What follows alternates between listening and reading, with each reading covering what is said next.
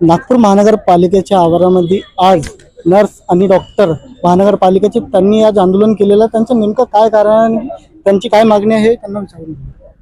आम्ही आंदोलन 9 तारखेपासून करतो आहे कंटिन्यू मध्ये. इथे आम्ही म्हणजे गेल्या 1.5 वर्षापासून आमचं मानधन जे मिळतं आम्हाला ते रेग्युलर मिळत नाही आहे.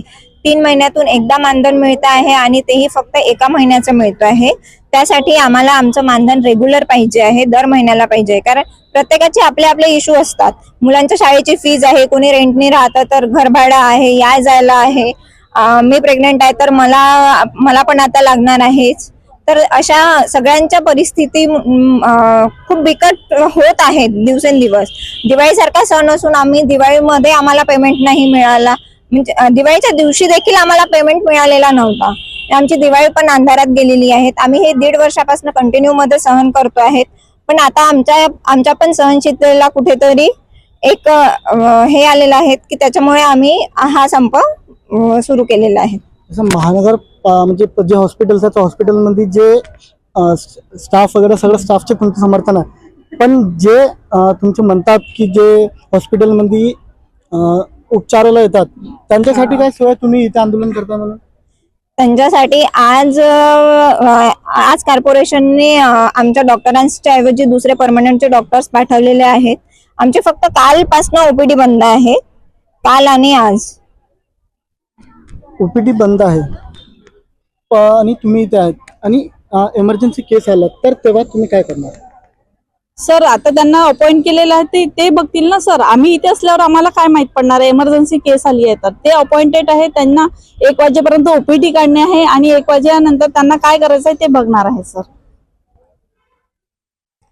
तुमचे 3 महिन्यापासून पेमेंट नाही झाला तर अधिकारी आतमधले अधिकारी येऊन बोलले तुमच्यासोबत? कोणीच नाही बोललं सर अजूनपर्यंत. इथपर्यंत आमच्यापर्यंत कोणी पोहोचलं पण नाही आणि इथपर्यंत येऊन कोणी आमचं नाही का हे पण नाही केलं की संवाद म्हणजे पण आम्हाला म्हणजे समाधानकारक असं काही सांगितलं पण नाहीये.